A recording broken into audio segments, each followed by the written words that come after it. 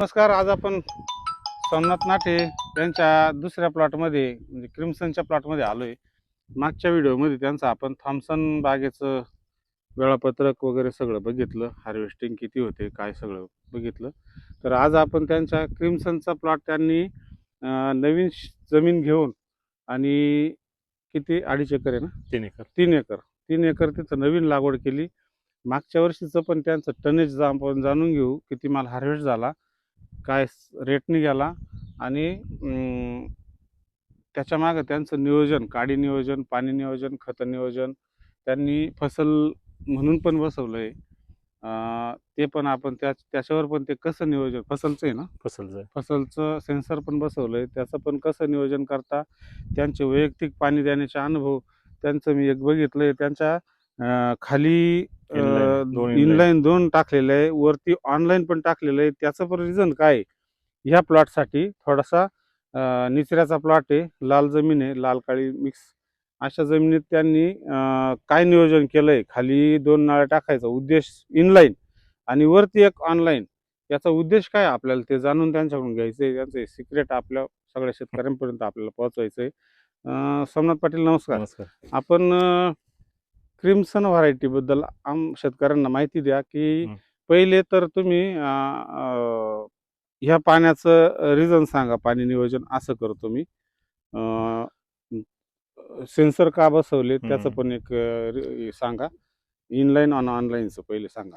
तसं पहिलं आपण आहे ना रॅन्डम पाणी द्यायचो. इथून मागे आपण कधी पाणी द्यायचं, काय पाणी द्यायचं आपल्याला कळत नव्हतं. सेन्सरनुसार आपल्याला कळतं का कधी पाणी दिलं पाहिजे काय, बरोबर ना. आणि ह्या वारीला असं एक लक्षात आलं आमच्या 2 वर्षामध्ये, पहिलं पाणी थोडं जास्त लागतं. 100% सेन्सर सुद्धा भरू नाही. आपण एक खड्डा घेतो, चेक करतो आणि चेक केल्यानंतर कळतं आपल्याला का पाणी आले का नाही. वरती बघून पण हा दोन्ही पण, खड्डा पण हे पण नुसतं खड्डा घेऊन डायरेक्ट एकदम पूर्ण मॉइश्चर येऊन द्यायचं याला पण नाही. थोडं पाणी जास्त द्यायला पाहिजे. म्हणून आम्ही काय करतो, हे डबल इनलाईन टाकायचं पर्पज ते का ह्या मधल्या मुळ्यांना पण पाणी आलं पाहिजे. हे वरचं पाणी ना फक्त आम्ही बघितलं पहिल्या वर्षी फक्त सरळ खाली गेलं, नंतर आता हे पांगू राहिले म्हणून डबल इनलाईन केलं. खत कोणत्या लाईन न देता खालच्या येणं मायक्रोन्टन येणं आपले लिक्विड ऑनलाईन. बरोबर. आता तुम्ही फवारणीचं नियोजन सांगा छाटणीपासून मागच्या. बरोबर, ठीक आहे. मागच्या वर्षी या प्लॉटचं टनेज किती निघालं? नाही, मागच्या वर्षी फर्स्ट इयर होता. या वर्षी टोटल आहे ना 300 क्विंटल माल निघाला. तर काटला कुठला जाऊन 300 क्विंटल म्हणजे नेट भेटला आपल्या 250 क्विंटल. भाव 177 रुपये आणि 300 क्विंटल माल टोटल 300 क्विंटल माल निघाला. नेट गेला 5-6 क्विंटल फक्त मागवा होता. 5 क्विंटल 10 किलो लोकल लागला फक्त 3 एकर मध्ये. तर एक्सपोर्टच्या हार्वेस्टिंगचा व्हिडिओ आपल्याकडे आहेच त्यांचा. आता मला सांगा, याची फवारणी नियोजन गर्भधारणेसाठी आणि कीड रोग याचं पण. आता आम्ही काय करतोय, म्हणजे यावर्षी तर काय मिलीबग तर काय नव्हतं आपल्याकडे, तरी पण आम्ही ना एक रॅन्डमली मिलीबग साठी स्लेअरपोचं डायरेक्ट धुवूनच घेतो. स्लेअरपोन जर धुतला तर मिलीबग शक्यतो बागेत येत नाही. आणि जूनच्या पहिल्या वेळेस आम्ही स्लेअरपो खालून ड्रिपनं एक लिटर देतो. त्यामुळे मिल्कचा विषय राहत नाही. बरोबर. आमच्या माणसं नाही त्यामुळे आम्ही काही हातांना धुतच नाही. पॉट काहीच धुवेल नाही, इकडून मागत काहीच धुवेल नाही, इकडून पुढे काही धुणार नाही. झालं नियोजन किडीचं.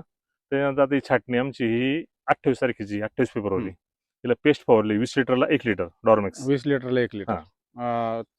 बाकीच्या व्हरायटीपेक्षा जास्त लागतं का? हो, याला पेस्ट जास्त म्हणजे कारण फुटण्यासाठी ना थोडं प्रॉब्लेमॅटिक व्हरायटी उन्हाळ्याची. पण यावेळेस तुम्हाला दिसेल कुठं मागं पुढे नाही, सगळे सारखं आहे. त्यामुळे 20 लिटर 1 लिटर घेतो. थॉम्सन आम्ही 25 लिटरला 1 लिटर वापरलेलं आहे डॉर्मेक्स. त्याच्यानंतर मग आम्ही साधारण सपकेनच्या साधारण 4 दिवस अगोदर बर्ड मास्टरचा एक्सप्रे टाकतो. त्याच्यानंतर मग आपलं 6B जातं. नंतर मग एक इरस्टीचा स्प्रे जातो. परत बगल काढली, आता ही बगल काढू 2 दिवसामध्ये. बगल काढल्यानंतर आहे ना परत तास एवढी फुट आली तर परत एक बर्ड मास्टर टाकतो, एक टॉपिंगच्या वेळेस टाकतो. बाकीचं आपलं जे खत पावडरचे नियोजन आहे ते एकदम क्लिअर राहत असतं. हे बर्ड मास्टर तुम्ही माझ्यामध्ये 2-3 वर्षापासून वापरताय? नाही, इथं 2 वर्षापासून, बाकी थॉम्सनला 5-6 वर्षापासून. लिओसनचा वापरच नाही, चालतच नाही एक्सपोर्टला चालत नाही. बरोबर आहे. आणि खालून ह्या वेळेस गर्भधारणेसाठी खालून खत काय दिली पाहिजे? खत कसं आहे, आता ह्या व्हरायटीला आहे ना आपलं नायट्रोजन थोडी जास्त गरज आहे. नायट्रोजन जास्त पाहिजे. रूस्टॉक कोणता आहे? बँगलोर काही पोल्सन प्रकार त्या हा करता. आता प्रत्येकाची चॉईस आहे. आता आपली जमीन थोडीशी माळरान टाईप आहे, निसर्ग जमीन आहे, त्यामुळे आम्ही जर ब्लॅक सॉइल असेल तर मग ते पोल्सन चालतं. बरोबर. रूफटॉपला इथं ह्या जमीन काय गरज नाही.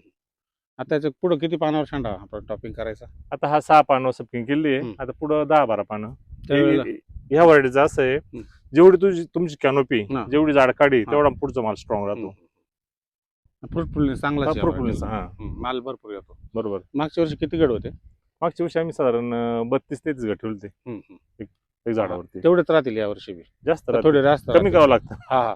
नाही म्हणजे ठेवायचा विषय. ठेवायचा. टनेज वाढवाल या वर्षी 2-3 गड वाढवायचे यावर्षी. कलर यायला शेणखत पण भरपूर टाकले आम्ही यावर्षी. कलर यायला काही अडचण नाही. व्यवस्थित कलर येतो. आणि अर्थात आता ऑक्टोबर छाटणीचा विषय आता घेण्यात काही पॉईंट नाही, कारण त्याला आहे ना पीजीआर जातच नाही, त्यामुळे कलर अडचण येत नाही. बरोबर. पीजीआर जातच नाही. काहीच नाही. म्हणजे ह्या नवीन येणाऱ्या व्हरायटीमध्ये ही एक पहिली सक्सेस झालेली व्हरायटी. ही एक आपल्या 2 वर्ष थांबायला पाहिजे लोकांनी. तर मित्रांनो, एकदम छान अशी सुंदर माहिती त्यांनी आपल्याला क्रिम्सन व्हरायटी बद्दल दिली आहे. काही शंका असतील तर त्यांचा मोबाईल नंबर आपण खाली स्क्रीनवर दिलेला आहे. काहीही शंका असली तर बिनधास्त फोन करा, विचारा, किंवा नाही फोन उचलता आला तर व्हॉट्सअपवर मेसेज करा. व्हिडिओला फॉलो करा, लाईक करा, शेअर करा, लोकांपर्यंत पण माहिती पोहोचवा. बरेच लोक क्रिम्सनबद्दल पण विचारतात. आता माझ्या स्वतःकडे क्रिम्सनचे प्लॉट नाही, किंवा काही कन्सल्टिकला आपल्याकडे क्रिम्सनचे प्लॉट नाही.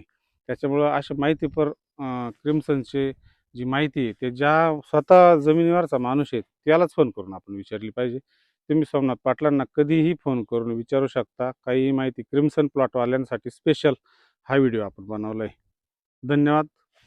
नमस्कार.